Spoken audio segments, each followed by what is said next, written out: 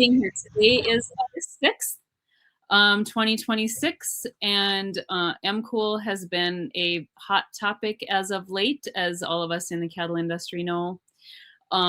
Today, it's my understanding that the Senate Ag Committee made their amendments and whatnot, chose what they wanted in their version of the Farm Bill.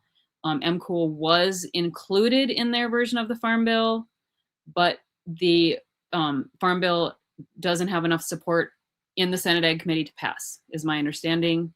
So they took a vote but didn't pass it. Is that what you all understand? I was actually working on other things until kind of the last minute here. With that in mind, we Tri-State Livestock News has always had a keen interest in MCOOL, as you know, everybody in the livestock industry does. And so we have two players in the industry here to talk with us today. And so I'm just going to ask the two of you to please introduce yourselves and tell us your connection to the cattle industry. We'll start with you, Jaclyn. Sure. Hi. First off, Carrie, thanks for the invite. I'm Jaclyn Wilson. I'm a fifth-generation cow-calf producer from the western side of the Nebraska Sandhills. Family homesteaded here in 1888, and I returned in 2002 after studying business and economics at the University of Nebraska. Since then, we have continued to kind of change and grow our operation. So I had a recip business for about a decade. We started a direct-to-consumer business right prior to COVID, and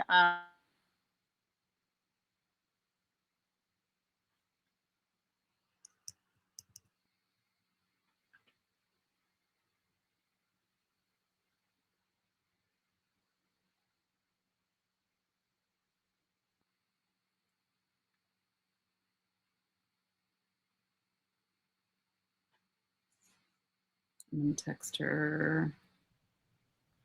Carrie, you still got me okay? We missed a little of what you said there, Jaclyn.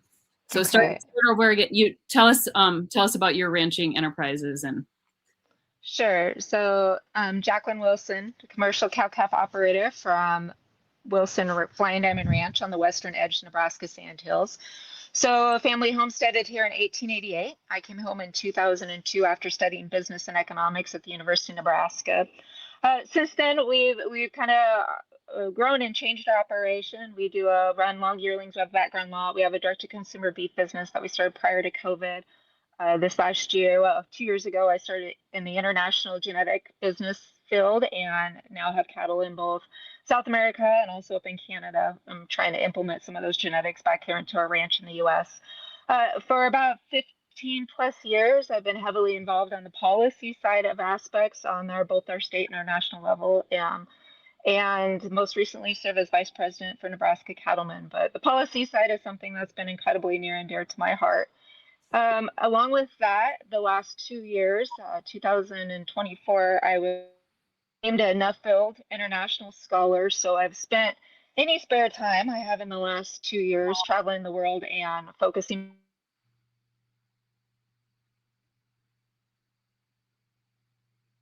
on dynamic to our operation too. And it's been really fascinating to see how that how that's been implemented from country to country worldwide. Awesome. Thank you so much. And Kyle, Hemmert. I grew up in Northwest Kansas. Been there all my life in Northwest Kansas.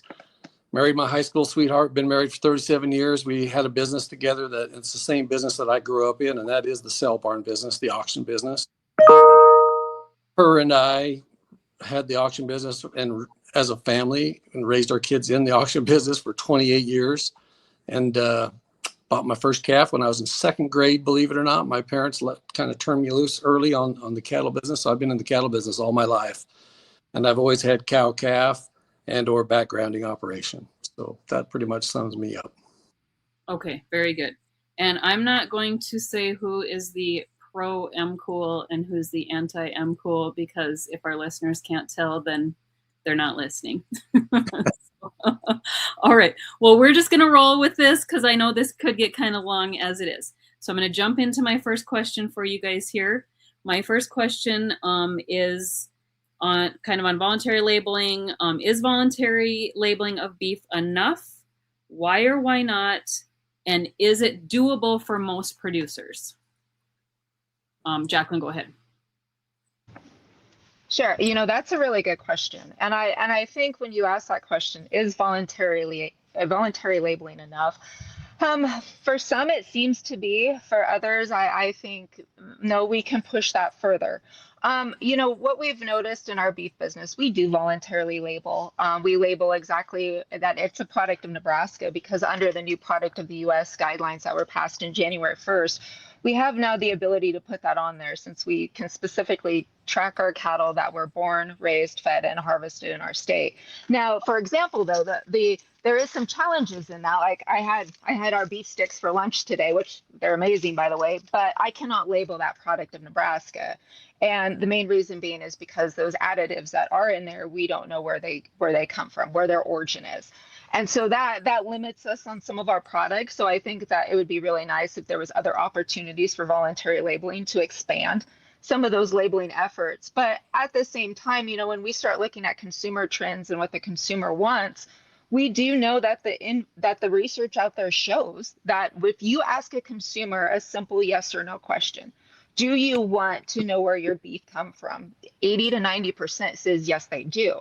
Now, when that data gets convoluted is when they start throwing in a multiple choice. Well, if you could have the preference, would you like A, B, C, D, or E? Would you like flavor? Would you like appearance? Would you like cost? Would you like animal welfare? Then sometimes that origin and traceability does not seem to be near as important for the consumer. So I do think at this point, we've been able to utilize a product of the U.S. label that just came out. Are we seeing any economics benefits at it? No, because it's funny enough, the beef stick, which is not labeled product of Nebraska, is our highest seller. So I don't know. I would like to say, yeah, absolutely. I would love to see a label on things. But at the same time, is there an economic benefit to me as a producer? From what I'm seeing right now and what we're doing, there's not. So do I think voluntary labeling works? No, obviously it does not. We've tried it.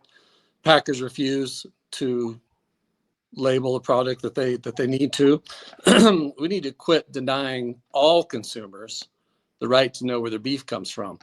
Look, ranchers ranch, and that's to ask a rancher to try to diversify into selling his product. You're asking for a major shift in their resources of all the things that they own, land, the cattle, so forth. So the voluntary labeling, I do not do it. I plan on continuing to be a rancher, and I hope that one of my sons has finally decided to come home and pursue the ranch. We are looking to expand. The drought's probably holding us that back a little bit, of course, but with profitability and some stability in the markets, we hope to expand. And we are not afraid to compete with foreign products. But the real legit, to me, the only legit way to label is through mandatory country labeling. It gives all consumers at every facet the right to know where that beef was born, raised, and processed. And I guess to continue on with this, and I'll ask both of you that, is voluntary labeling something that most ranchers have the capability of doing? Can you, Jaclyn, or you, Kyle, insight, and not this is some of your calves, but the main bulk of your calves that you sell, do you have the ability to see those labeled as an end product? I'll jump in there right quick and say no, because the average cow herd is like what, 50 head, roughly 45, 55 head. Maybe some of the smaller producers who are looking to capitalize on some of that, possibly yes. But most ranchers, decent sized ranchers, I would say even 50 head and above, they do not have time for all the capital stuff that it's going to take to try and do that. So I don't see that happen. Yeah. See, and I'm gonna be on the other side of that and said I'm a regular rancher. I born and raised in the ranching and operator just like Kyle is, and we do. And so I'm saying I think, the benefits that it's brought to our business is we saw a need for it, luckily, right before COVID. And so we hit that market perfectly. Shipping is a massive challenge for us, but we've continued to change and explore and educate ourselves on opportunities there. We sell product. We do host visitors on our ranch, whether it be in Harvest Host, which is like an Airbnb for campers, or we also do have a guest facility on the place that we've just opened this year, that we literally have built within the last year. And so like Kyle, we have also thoughts and ideas on how to grow and expand, but it's finding those niche markets. And when we talk about those niche markets and whether the packer is willing to do it or not on a mandatory basis, I've sat with the packers. I had a meeting 3 weeks ago in Greeley with the CEO of JBS, and he says, it doesn't matter to me if we do MCOOL or not. It doesn't affect him. It affects me. It affects Kyle. And I think that's one of the challenges I have is we have some of these smaller packers that we really need to take in consideration. Like my packer right now is doing labeling. So what happens if we make it mandatory and all of a sudden he also has more competition? And so I'm not against labeling. Don't get me wrong. I'm not against country of origin, anything, but I feel that if we are going to make it mandatory and we're going to put it under government control, that we need to make sure and recognize what all the consequences will be before we ever do so. Who's going to pay for it?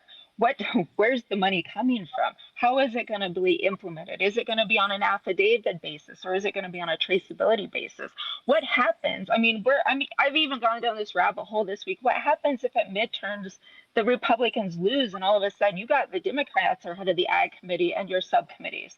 It might not really influence what today's decision brought, but when you look at one of your subcommittees head is all of a sudden Cory Booker, who is a vegan that's against CAFOs, and he's going to be controlling the possibility of some of your MCOOL policy, that's concerning to me. And I want to make sure that some of those questions and when are asked before I come on board with saying, yes, I am definitely for 100% government controlled country of origin labeling. Look, I'd like to confront that just a little bit. And my bottom line is imports displace American ranchers. Imports displace American ranchers. The burden of proof on imports and the cost that she's talking about, that should be on the imports. And I will agree with one thing that I noticed that Jaclyn has said before, and that is that the packers are not going to pay for the cost. I agree. They will not pay for the cost, but they will pay for less for imported products. And they'll have to pay less to the people that they're importing from.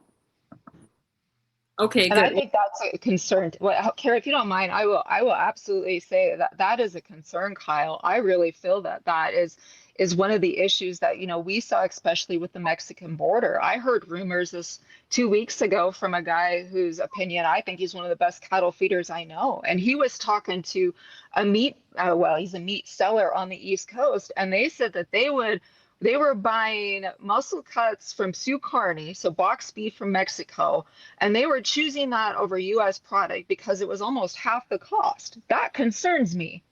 I mean, yes, we should not be having to buy, especially muscle cuts import. But the thing is that retailer decided that because it comes down to cost for him, which that's not my decision. That's his decision, but that's not one I'm happy about. Right. But without MCOOL, they continue and they're not voluntarily labeling the product. Without those, they could continue to deceive the consumer into thinking that is an American product. Well, I really hope that product of the U.S. has cleared that up. And I feel that it's surprising to me how many producers still don't know what product of the USA does. And I get into that conversation on almost a daily basis. Well, we have a program in place that's now taking that imported product off, that it can't be labeled further as product of the U.S., which thank God it's about freaking time. But I think the problem is when it comes down to it, if a retailer is looking at product and said, I prefer Mexican over U.S. because of cost, and he lives in the U.S. and is an American citizen, that may be a question that we got to be cognizant of in some of the mandatory stuff. It's not relevant, though, without complete and truthful labeling. It's not relevant. It's just not. And only MCOOL fixes that. Okay, yeah. Well, we're rolling into several questions that I have for you guys. So I know you're touching on several of these things I'm planning on asking you just now. So you'll get to completely finish your thoughts here. So really, question number 2 of about 15 here. Just on these topics you were just discussing. How much did MCOOL cost when it was implemented? And I guess I'll let you guys go into that and tell us when MCOOL was implemented, because I know you know that. How much did it cost? How much is it going to cost now if we implement it now? And then kind of along with that, if you want to answer at the same time, in 2015 when the market crashed, was that due to the repeal of MCOOL? Was that due to market manipulation, or was that due to something else? So go ahead, Kyle, we'll let you answer first this time. Sure. So I'll tell you what it cost American producers, American cattle producers, not a thing. The burden of proof was on imports, whether it be a branded Mexican cattle, paperwork with branded Canadian cattle. So it didn't cost American cattle producers a thing, because all the cattle that were here originally are assumed of U.S. origin. Okay, so it didn't cost us a thing, and that's the way it should be. Back and quick forward to the 2015 repeal.